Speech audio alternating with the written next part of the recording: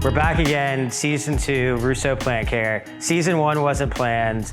Thank you for all the support, all the kind comments. We're excited and we've got so much to share. If you've been following on Instagram, which you should be, you'd know a lot of stuff has happened in between now and then. We launched some nutrients. We've got this new line of plant supports, and then we've got some new hybrids coming up. So if you're not over there yet, you should jump on over and give us a follow. So yeah, today we're gonna introduce our 2 new products for you, our clear moss bowl and our pot extender. So we don't have official names for them yet. Those names are kind of boring and just really descriptive. Maybe a name will come up, maybe it'll come from you, maybe it'll come from us, I don't know. But we wanted to get things out as fast as possible.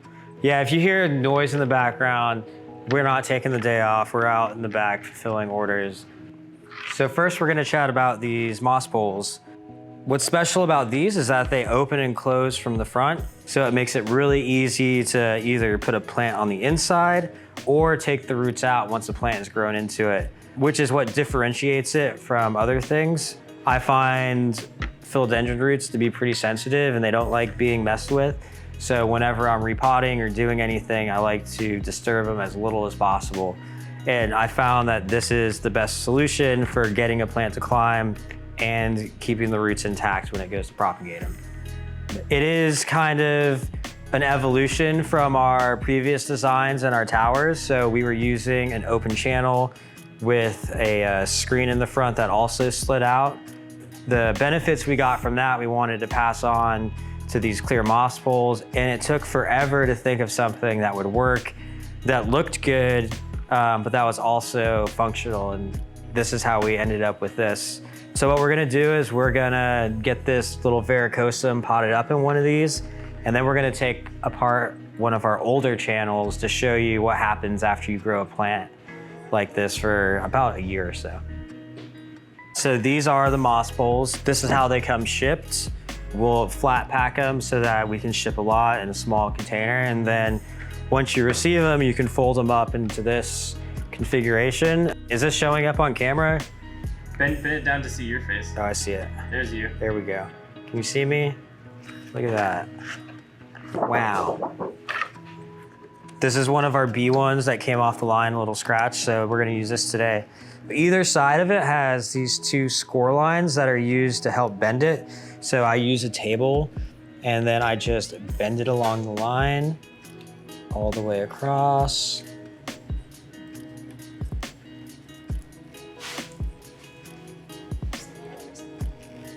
And then flip it over and do the other side.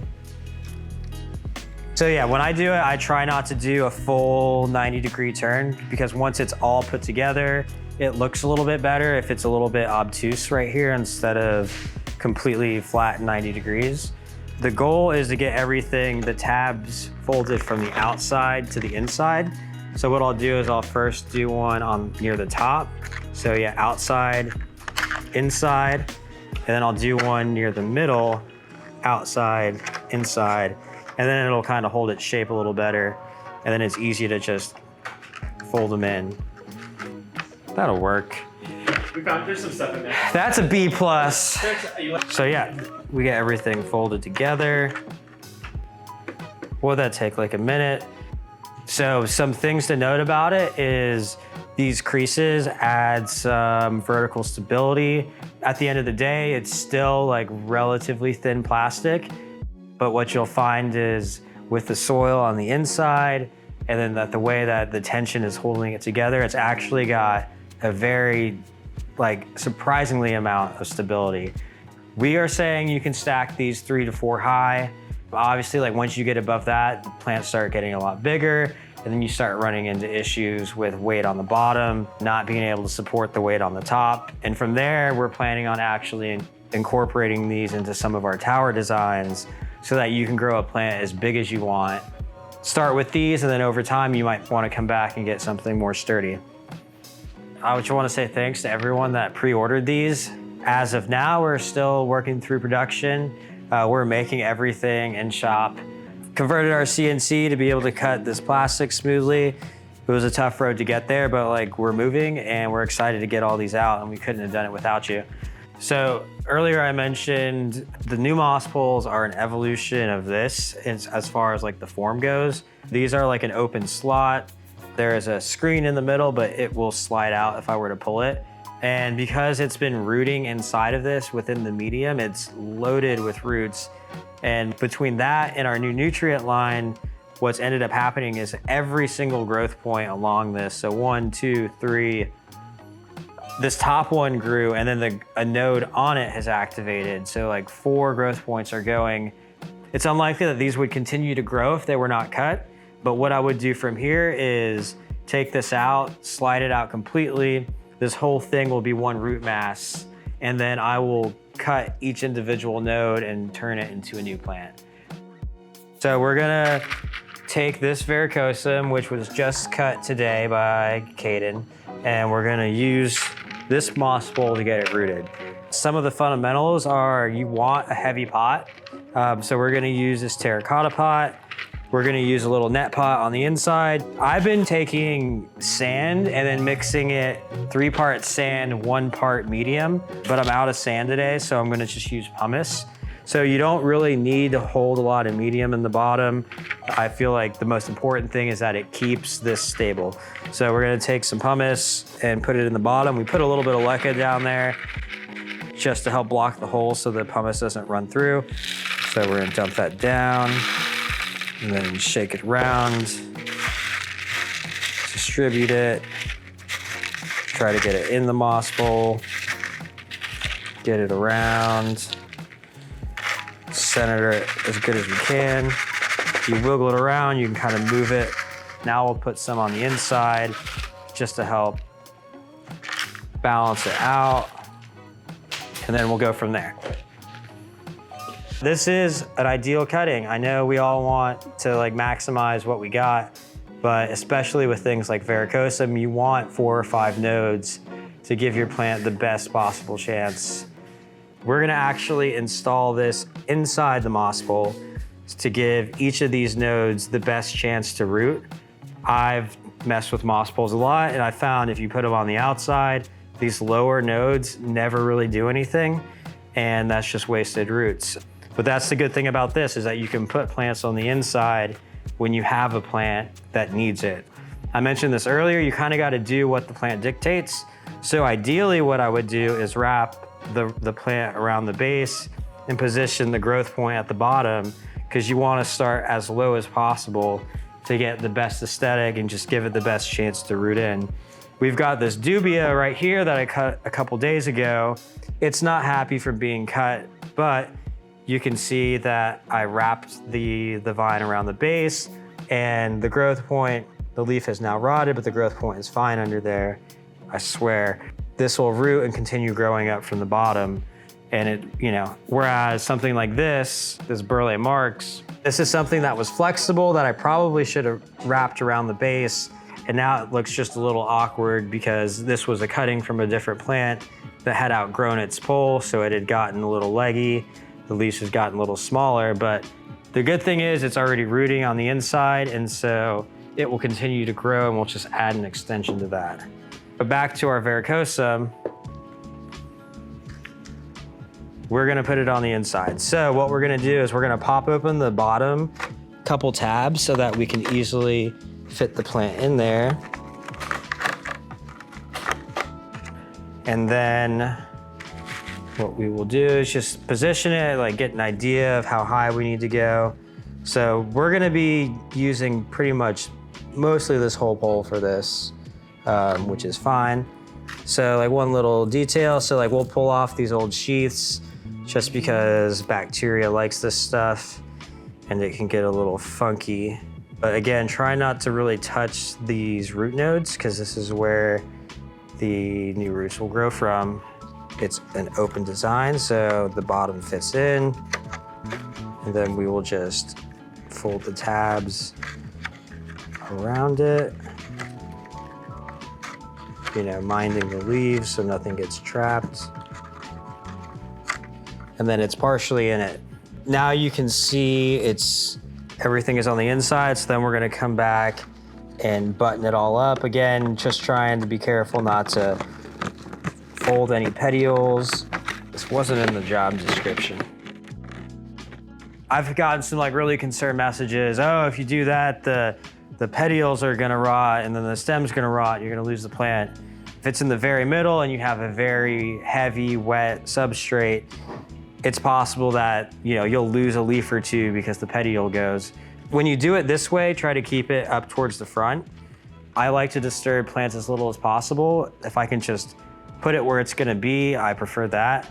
And this is already like a really great shape, so it's gonna look good like it grew on this pole. So from this angle, you can see that the plant is as close to the front of the moss pole as possible, and then the growth point is actually routed to the outside of it so that when it keeps growing, it's not gonna unfurl on the inside. We will do a whole video on soil mixes at some point. So this is really chunky. I started with my normal base, which is pumice, perlite, cocoa chunks, cocoa coir, biochar, a little bit of tree fern, and then I've added some extra leca and a little bit of sphagnum moss. I find the sphagnum moss is really good for distributing moisture through the pole. All right, so yeah, now what we're gonna do is we're just gonna fill it without making too big of a mess. And yeah, you can use pretty much anything here. It helps to get something in there a little bit chunky. I really like using leca or bark. We spent a lot of time tuning these holes and how big the gap is. So yeah, we're gonna take it all the way to the top. And then that is how you fill a moss pole. We're gonna do something a little spicy. So what I'm actually gonna do is I'm gonna cut off the growth tip. What? Yes, because here's what happens. When you root it or when you put it in something like this and it starts growing again, that leaf that was developing while it was attached to the mother plant will melt, it'll turn to rot, and it's never gonna look good. And sometimes that will affect the growth point behind it and you just end up with 2 to 3 leaves that just come out wonky. So what I will do is I will cut off the growth tip. I'll cut it right above the last node. There is another node right here that will activate. So it will have space to come up through this hole to navigate through the outside. Once it starts growing, I might need to come back in and finagle it to make sure that it's not growing into here, but some adjustment is fine. Just pay attention to it. And it's unfortunate that we have to cut it and do it this way, but 9 times out of 10, this will rot. It's already very soft and not very happy because it just doesn't have the roots anymore. And then once this rots, it leaves this growth point susceptible to rot as well. So I find it's better to just cut them and then let a new growth point develop from lower down, which will help a clean leaf come out so it'll continue to grow. We've got this ready to go. It's not ready for an extension, but for demonstration purposes, we're just gonna show you how easy these go in. So, you just squeeze them a little bit, push them inside the top of the last one. Bam. Pretty dang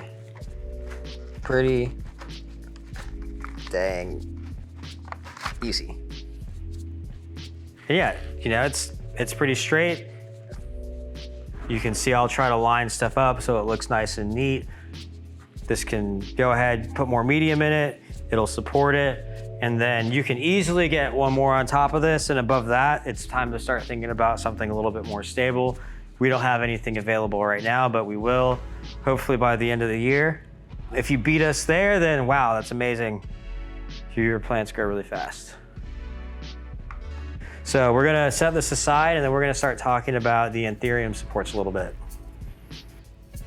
At the botanical garden, I told him what grows the biggest, and he gave me this guy. I suspect this is a hybrid because it's got a velvety sheen. You can see that the roots are just completely overtaken this whole thing. What I found too is if you give Anthuriums room to root, it will root in, and then the next round of roots are even more likely to come out And so now like it is absolutely shooting roots out, even though this is in 50% humidity during the day, 70% at night. So this isn't like a high humidity plant causing this. This is the plant understanding that it has support and is more willing to put out roots as it goes. We are feeding this with our nutrient line, which has a bunch of goodies in it that help plants root out a little bit more. So if you have issues getting roots growing from either your philodendron or your anthurium, our nutrient line will help out with that big time. So this is a wonderful hybrid. Magnificum is the mother plant crossed with a Luxurians from Bunny. I got this as a seed and it has just like been a joy to grow since I first got it. Every leaf is bigger than the last. Emergent leaf color is beautiful. It actually continues to change until the next leaf comes out, and it goes from, you know, this like oil slick color to a green, and then it finally finishes like a super dark green right before the next leaf comes out. Anyways, let's put an extender on it. One of the things about the extenders is you gotta kind of be careful with when you put them on. If you put them on too soon, say for example, you put it on before the growth point is above the bottom, what'll happen is when a leaf comes up, it will hit the edge of this. Again, we spent a lot of time tuning this thickness so that it wouldn't get in the way of new leaves, but it'd also be tall enough to where it would hold in medium. So this one's perfect candidate because you can see the growth point is certainly above the base or the top of the pot. This is clear, so you're probably not gonna be able to see it. This is how they come. So first step is to bend these tabs in. So bend it there. And we're doing 90 degrees. So these tabs are for support. What we're gonna do now is we're gonna wrap this around the base like this. And then just like the moss poles, it's gotta go from the outside to the inside, and the tension will keep it together. So before we install the stakes, we're gonna fill in a little bit of substrate right here so that it's a little bit more even and easier to work with. We include these garden stakes. So these just help secure the extender to the rest of the plant, and it keeps everything stable. So that's what the holes in the tabs are for. So you wanna stick these through the hole, and you know, you're gonna punch through some roots, and that's fine. We haven't talked about it yet, but these are stackable. So a plant like this won't matter as much because these don't really grow that quickly vertically, but something like a Warocqueanum, you know, you may only get like 1 or 2 leaves per pot extender, so you're gonna be stacking these pretty high over time. Got all 3. Again, just, you know, bite it, stick it through the roots, it's fine, the plants are gonna live. I will, again, because I like things to be even, I'll move things around because again, your base is what you're working with. And if you're don't have a strong base, what do you got? Nothing. So I'm gonna use a little pumice here to just fill in some of these spots. And then bam, you have a pot extender. You know, you can move it around just a little bit. These petiole holes, these grooves are strategically aligned to where they always seem to hit. Right now, it's not really necessary, but you'll find as the plant grows, these will droop a little bit and you can guide them down into one groove or the other. We're gonna use the same mix that we used for our moss poles. Typically, we might use something a little bit less airy, but we've got this on set, so why not? And yeah, that's it. So now the roots have something to grow into. Again, follow on Instagram. I like to update when things start moving. I find it may take like a month to 6 weeks before you start seeing the roots fill it. And you're not gonna see like this type of action for 3 to 4 months. Again, like it's slow at first, but as the plant detects that there's room to grow, the root growth just gets more aggressive as time goes on. So yeah, now we're gonna do a little demonstration on like how we extend the pot extenders. So this is our biggest queen from our 2021 batch of seeds. A lot of you have them.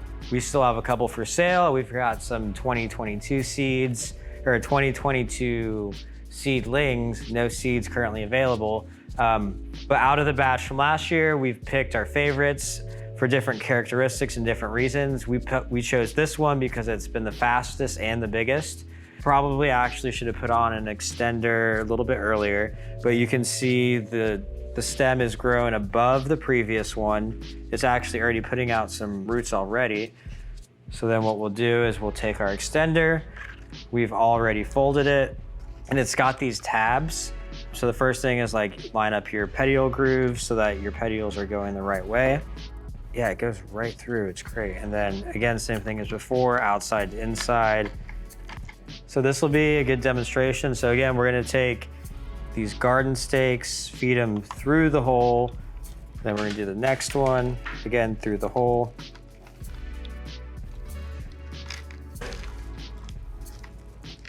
Push it down. Oh, went a little bit too far. And again, what this will do, this will add security between the different layers and keep everything stable. And yeah, just like avoiding roots if we see them. You're gonna go through some of them, but like there's enough here to where it's not gonna be an issue long term. And then we're gonna move stuff around a little bit just to get things even.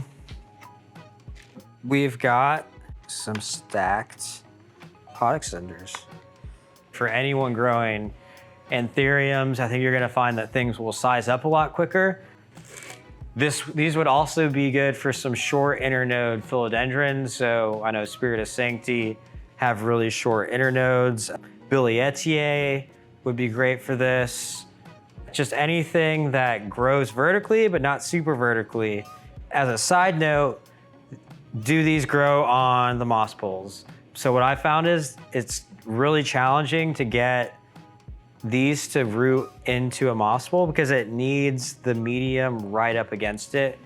I found this is the easiest, most consistent way to keep it growing in ambient humidity, which is I think what we all want. We want to see our plants. We don't need to keep them locked away in their tents. Just filling the medium up. And we're not taking it too high. I want to keep it, you know, right above where the growth point and the petiole meet. Because if you go too high, you can run into some problems. But this is enough to where the root has enough moisture around it to continue growing. And then because this one has already been growing with the pot extender, the new roots are gonna be a lot more aggressive than the ones beneath it. And you'll find, again, over time, they just keep getting more and more aggressive. Cool, so that's everything we have for today. I want to thank everyone for watching, anyone that's bought from us in the past. The more you buy, the more opportunities we have to make these videos. So like, we're really grateful to even have the chance to do it. Stay tuned, we got a lot more coming on after this. Hoping to put out another video within the next month. See you guys then.